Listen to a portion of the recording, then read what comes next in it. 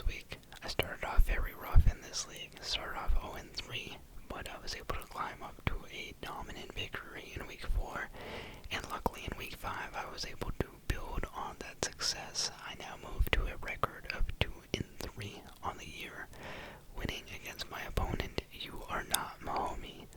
I scored 148.92 points to their 123.72.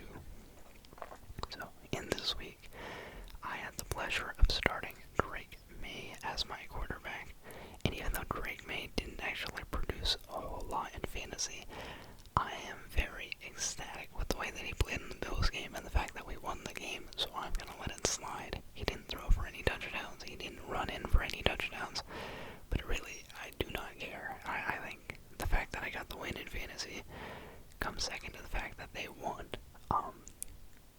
So yeah, Drake, he only scores 12.12 points on an 18.7 projection, but that easily could have been a bit higher had he thrown the touchdown to Hunter Henry at the goal line, and Henry actually pulled it in.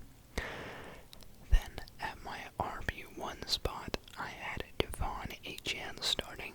Devon Achane was projected a whopping 19.6 points heading into this game, and once again he didn't quite deliver, but he had 16.6, and I'm not mad at that at all. I feel like every week he's projected somewhere around 19, and he delivers with a 16-17 point performance.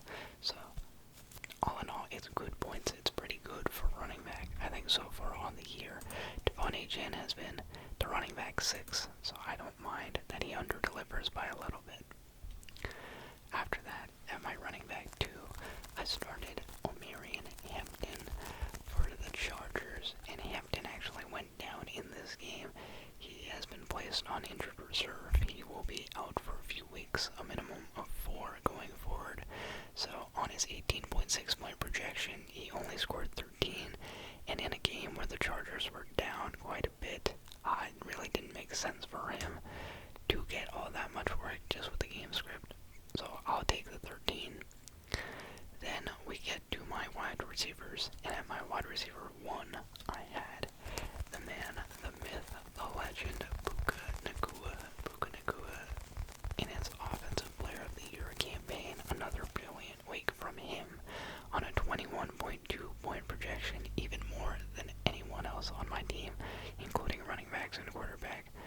Puka still finds a way to over-deliver. He scores 24.5 fantasy points, and it seems like each and every week he somehow manages to score over 20 points.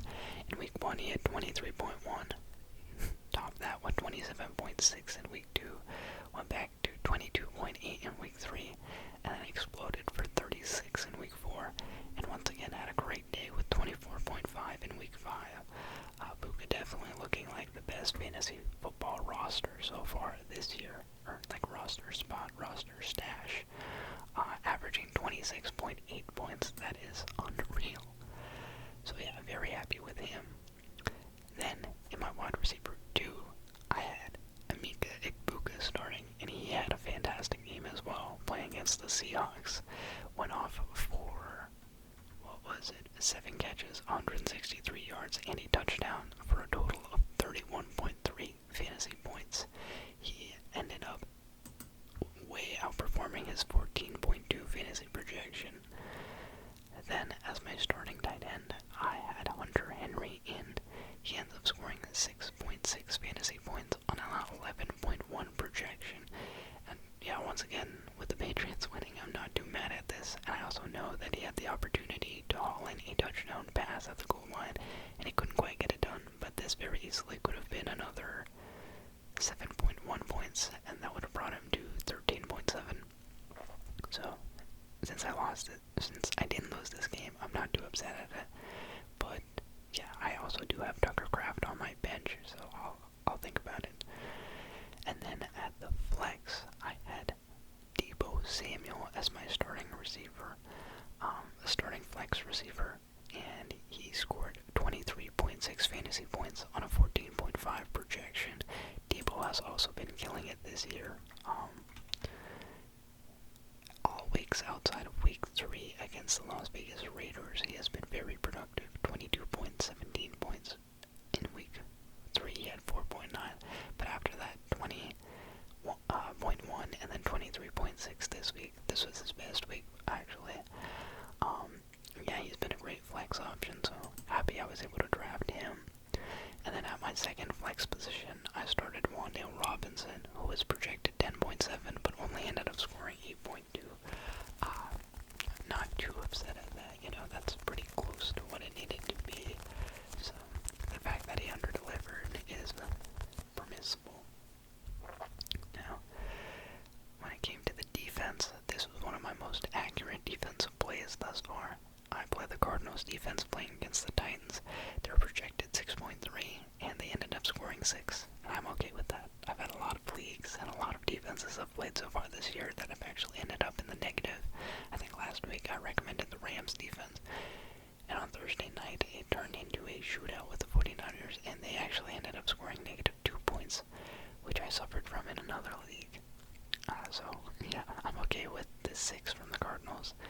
And then finally, my kicker, Nick Folk, he had 7 points on an 8.4 point projection.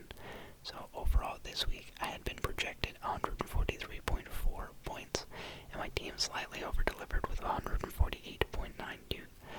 And yeah, I'm very okay with that.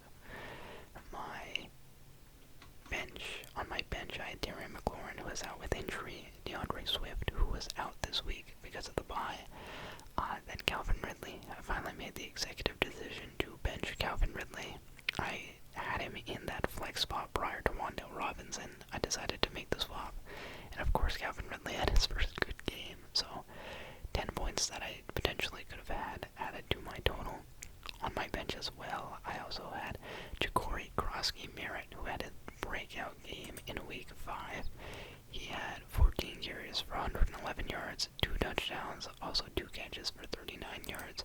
So that's a lot of points racked up on the bench. Another 14 that I could have had there. And then bench quarterback Bo Nix, and another running back in Zach Charbonnet, who had 11.8 on a 9.2 point projection. Unless Kenneth Walker gets hurt, I doubt I'll ever play Zach Charbonnet. And then, yeah, Tucker Kraft, who was also on bye. So my bench outperformed by quite a bit, mostly led by Calvin Ridley and Ja'Cory Merritt. Now, because of Amarian Hampton's injury, I will be playing Merritt going forward. I think after this week, I'll give him a shot over DeAndre Swift. DeAndre Swift has been solid, but not very efficient, a bit older. Let's see if Merritt has another good performance in him. And, yeah, just to touch on it, I'll flex a little bit. I do think the one thing that I nailed in this draft was wide receiver position, because so far through 5 weeks, we've got Puka, who is the wide receiver 1 on the year. We've got Emeka Egbuka, who rhyming name. He's wide receiver 3 on the year. And then we've also got Deebo Samuel, who is the wide receiver 7. So, definitely eating in that wide receiver category. But I said I had a record of 2 and 3. And overall, that's not too bad. It's 10 people in the league. It actually ends up being 4th after 5 weeks of action. So, getting closer to that top once again. But, yeah, I'm not even at a winning record yet. And let's take a quick look at my opponent this week. You're Not Mahomey projected 132.7 points in this week. Actually ended up scoring 123.72, so not too far below by any means. He had Patrick Mahomes starting, who outperformed projection by quite a bit, 26.7 on a 17.7 projection. Also started Quinshon Judkins as the RB1, who had 13.8 on a 14.6 projection. And then running back 2, he had Woody Marks. And I gotta say, I'm kind of baffled at Woody Marks' production in week 5. I don't think it makes very much sense. 17 carries against the Titans in week 3. He falls all the way down. Like, I don't know. I really do not understand what happened, because he had a breakout performance the previous week, and then this week, yeah, just a clear second points that scored for the Texans that were not named Woody Marks. Definitely devastating for Woody Marks owners, Woody Marks starters. So yeah, I feel for you. I really thought that he would do way better, especially in a game where they won 44-10, and you expect to just run out the clock and run the ball a lot. The fact that he got 2.4 points is like insultingly low. But you know, what can you do? Anyway, after that, you're not Mahomie started Garrett Wilson with 19.1 points on a 16-point projection. A lot of that coming late in the fourth quarter where the Jets were running up the score. Then we've got Quentin Johnston, who had his first real bad week. 6.9 points on a 17.5-point projection. The O-line of the Chargers may be getting to him a little bit. Well, not to him, but to Herbert and the rest of the company. Only 4 targets this week. Well, in week 2 he only had 3. No, this was his lowest targeted game by quite a bit. 7 targets weeks 1 and 2, 10 in week 3, 13 in week 4, but he falls down to 4 targets in week 5. After that, he had Trey McBride, who on a 15.5-point projection only scored 9.1. And then in his flex positions, he had Jalen Waddle, who on a 13.7-point projection delivered 23. So that was a great performance. He was critical to Miami's early success in that game, but I guess they didn't end up pulling through. And then at the flex 2 position, he had Ramondre Stevenson, who had an early fumble in that game against Buffalo, but bounced back with 2 touchdowns, 2 different touchdown runs. Yeah, 7 carries for 14 yards and 2 touchdowns. What an insane stat line. Anyway, outside of that, you had the Vikings defense, who scored 3 points against the Browns, and Joshua Carty, who scored 5 points on an 8-point projection.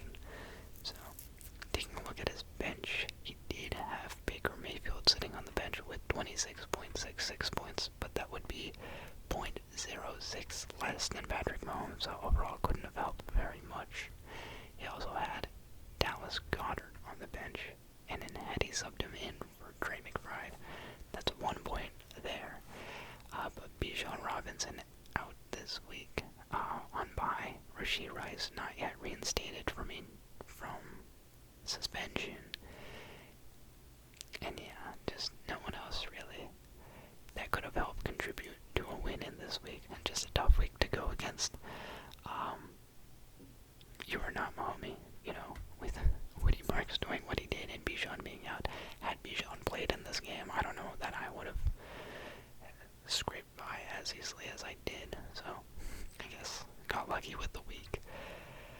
So yeah, that brings me, as I said, to a 2-3 record. I look to climb back to 500 next week.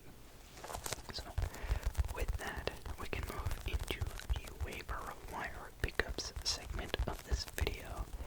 And as always, there are going to be 3 different players from each fantasy football positional group. We're going to go over quarterbacks, running backs, wide receivers, tight ends, and defenses.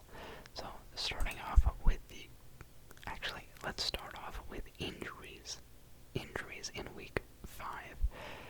Most notably, we've got Marion Hampton going on injured reserve, which we already mentioned. But along with him, we also have Antonio Gibson, who is done for the year. He tore his ACL on a kickoff return for the Patriots.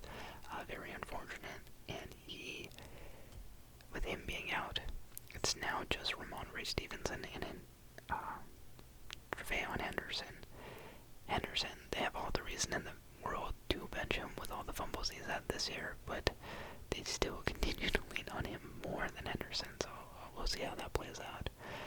And then, outside of that injury, we also have Brenton Strange being placed on IR, so he'll have to miss at least 4 weeks.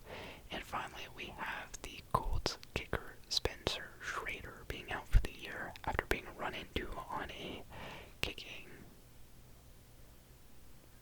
field goal.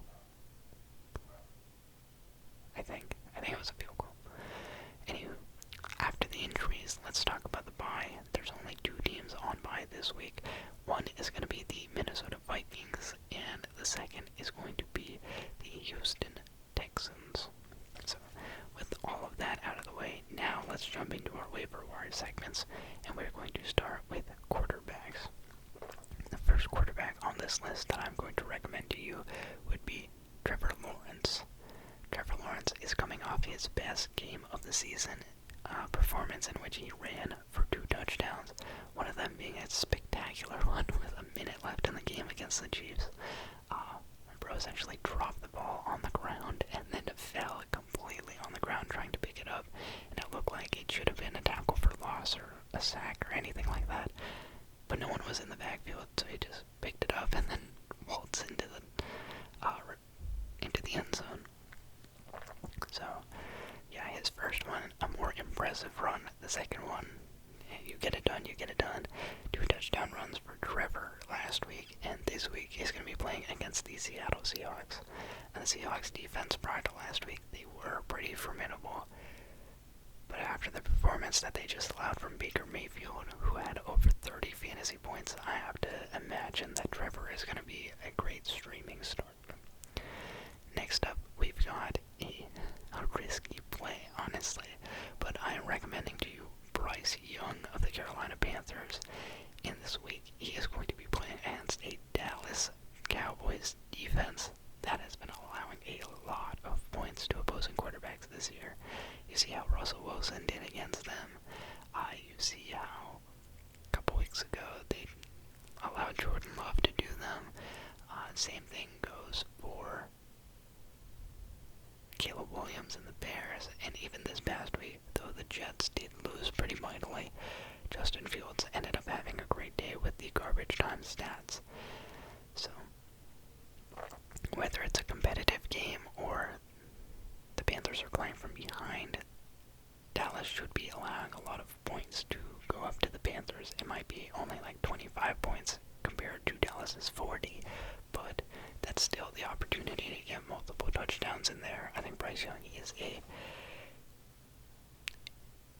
viable start, and he is coming off his second best game of the year.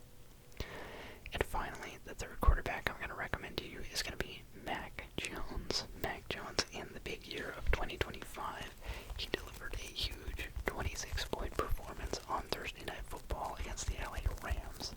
And this week he gets to play against a Buccaneers defense that just allowed Sam Darnold to throw for over 300 yards and 4 touchdowns. So Mac Jones looking pretty solid out there in Brock Purdy's absence. Purdy still looks to be sidelined, so it seems like Mac Jones could be in for another productive day. Now, with all of that out of the way, let us move to the running backs. In the running back market, if Rico Dowdle is out there, go get Rico Dowdle. Now, there is a chance that Chubb Hubbard comes back, and if Chubb Hubbard does indeed come back, then Rico Dowdle relegated to a backup option, a handcuff once again. But Rico Dowdle definitely a standout performance last week. Now let's go talk about the realistic running backs you might be able to get who look to play for maybe a bit longer than Rico Dowdle, because Hubbard is expected to, if not return in week 6, at the very least return in week 7. But we've got our longer term injuries, and that starts with the Arizona Cardinals. The Cardinals had James Conner go down for the year a couple weeks ago, and then they had Trey Benson come out as a starter, but then Benson was played on IR. So this is the first game where Trey Benson was not available, and a lot of people thought that I never know, Imani or Imari, DeMarcado was going to be the lead back in that backfield, and I think the decision to put Benson on IR came after I had actually made this video last week, so I didn't get the chance to talk about it. But it's probably for the best that I didn't, because I would have recommended DeMarcado to be picked up, and that is not how things played out. Michael Carter was the go-to back with Trey Benson out last week. He scored 18.3 fantasy points and outsnapped DeMarcado 57% of the snaps to 28%.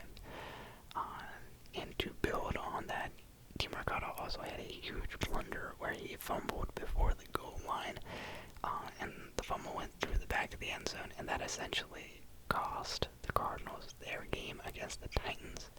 So after a mistake like that, I don't think that they're going to look to give him an increased work role. I think that Michael Carter is a safe pickup until Trey Benson returns from IR. After that, we've got the Chargers backfield, and in the Chargers backfield with Amiri Hampton being placed on IR, we have two options, one being Hassan Haskins and the other being Kamani Vidal. You might be asking yourself, how do I know which back to go get?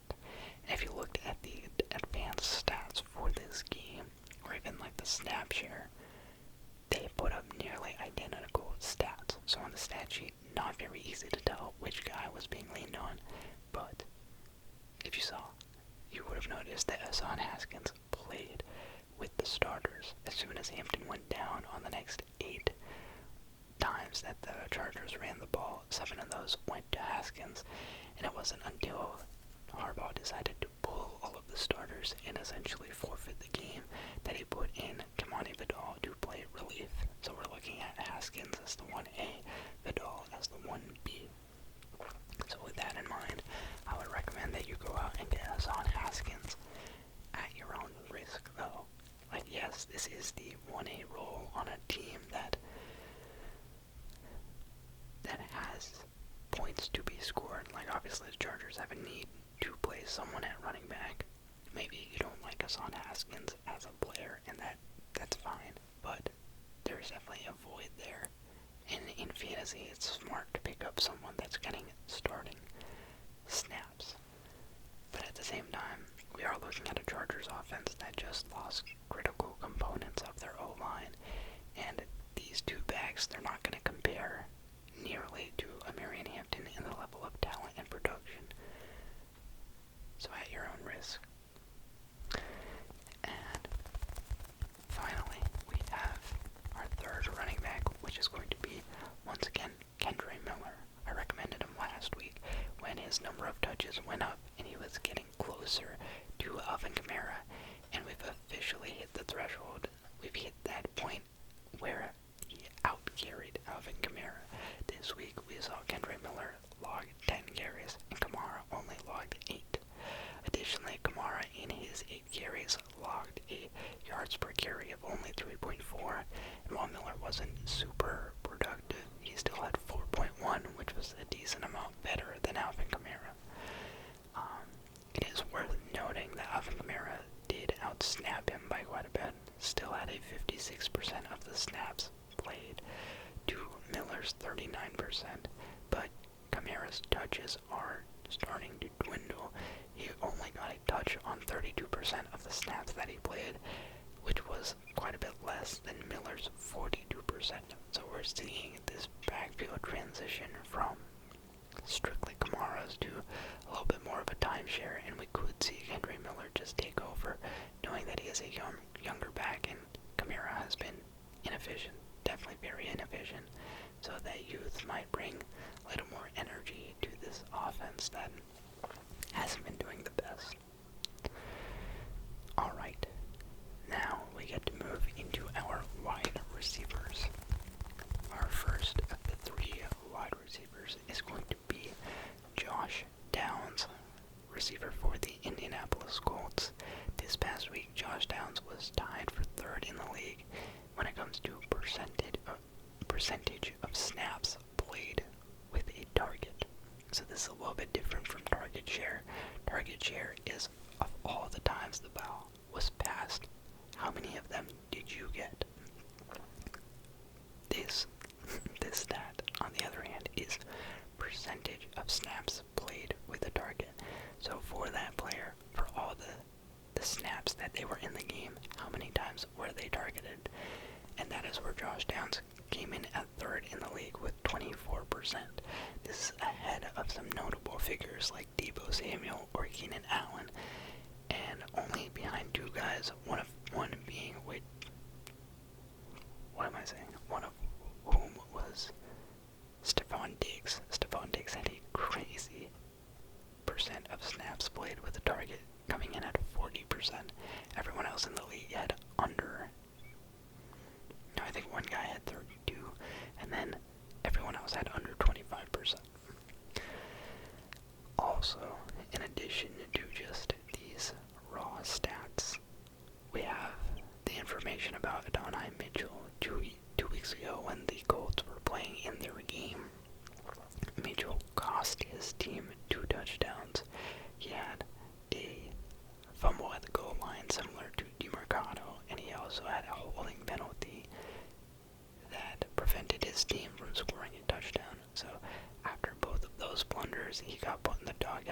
said that they're going to be limiting him, which means more snaps, more targets for Josh Downs.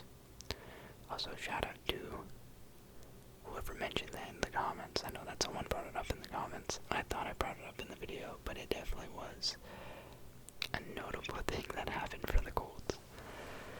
Anywho, after that, we move into our second wide receiver pickup of the week, and that's going to be Ryan Flournoy. Ryan Flournoy of the Dallas Cowboys. It is he who is number 2 in percentage of snaps played, with a target only behind Stephon Diggs. He came in at 32%. He came in at a 32% target share on top of that, which is very high. Anything above 30 is kind of like an elite level, and he had 32%. And this guy kind of just came out of nowhere, on that Cowboys depth chart. I don't know, never heard of him before. Obviously, with CeeDee Lamb out, you have to turn to other people, but they've got Devontae Turpin, they've got Jalen Tolbert, they've got George Bacon, so I wasn't expecting anyone else to really pop out.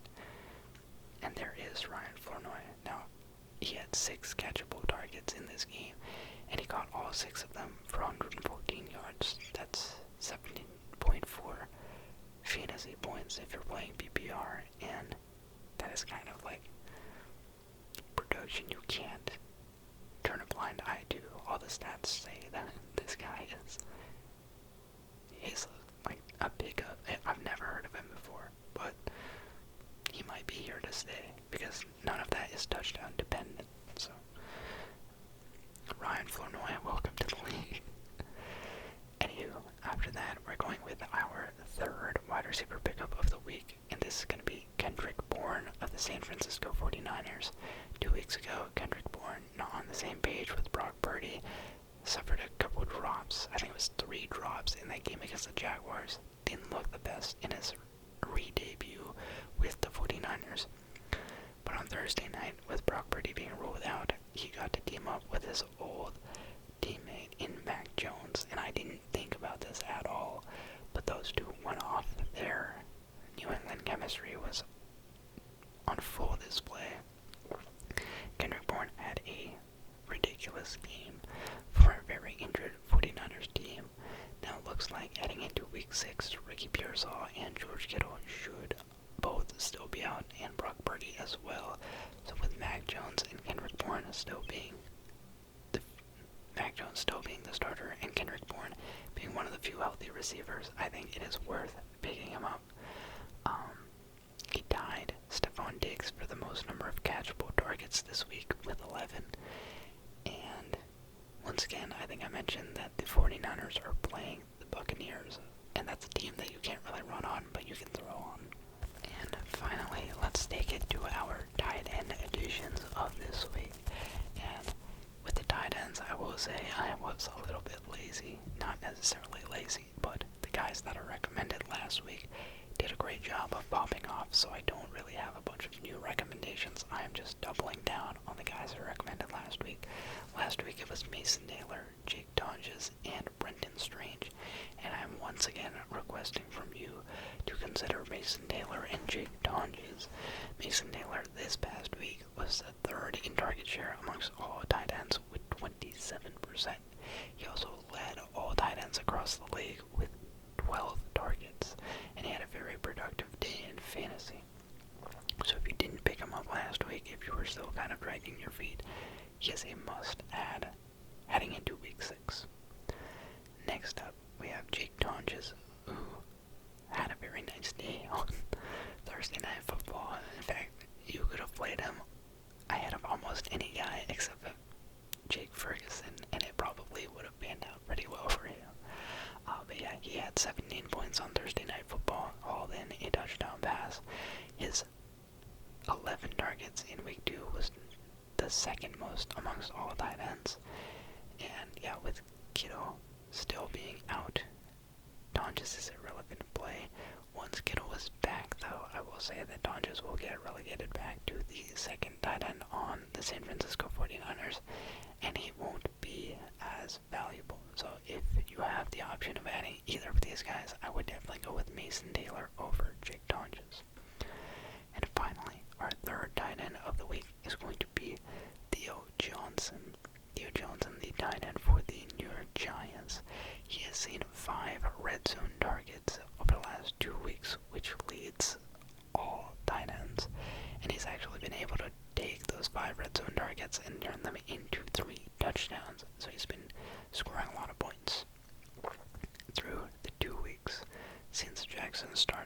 Jackson Dart started playing quarterback for the Giants. Theo Johnson is one of 9 tight ends with over a 20% target share.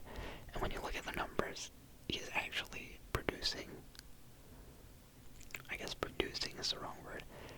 In a lot of ways, his stats are almost identical to Tyler Warren in terms of targets and target share and all of that. The only difference is the number of times that Theo Johnson gets targeted down the field.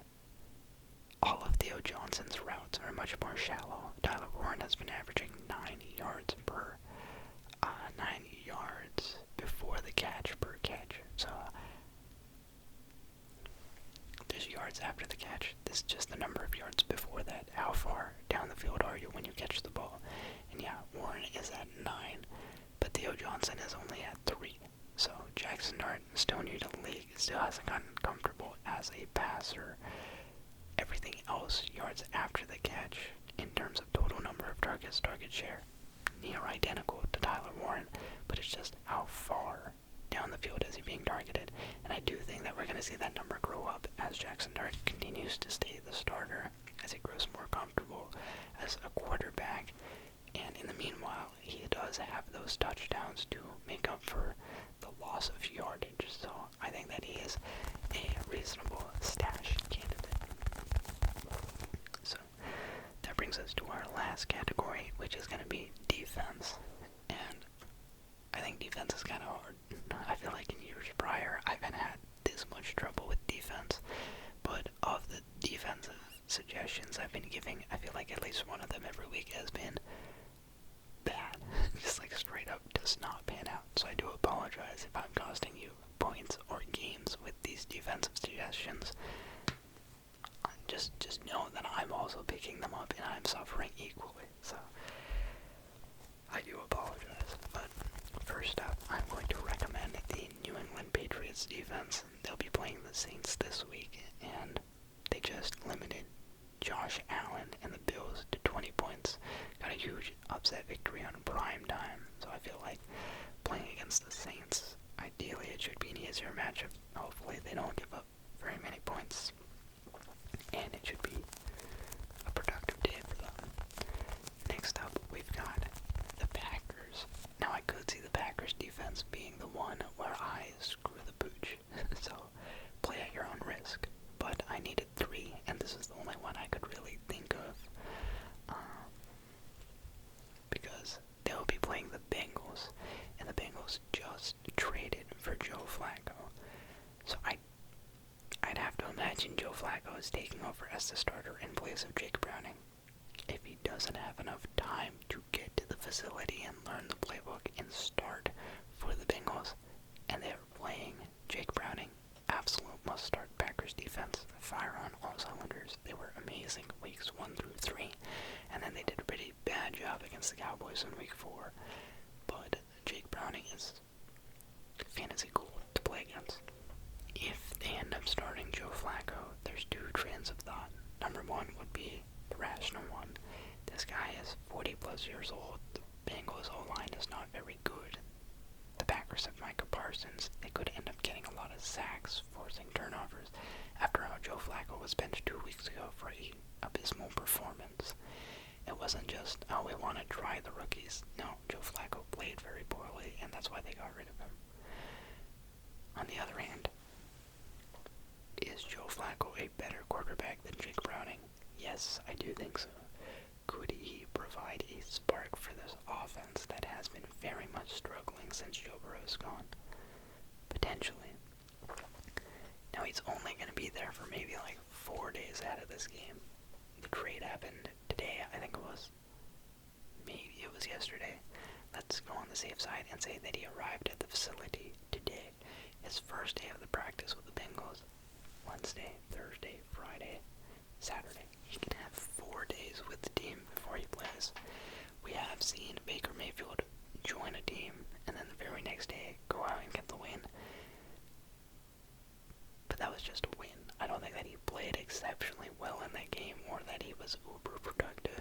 But at the same time, Joe Flacco is one of those guys that, like, if you give him a receiver like Jamar Chase. He has the arm. He has crazy deep ball. Pause.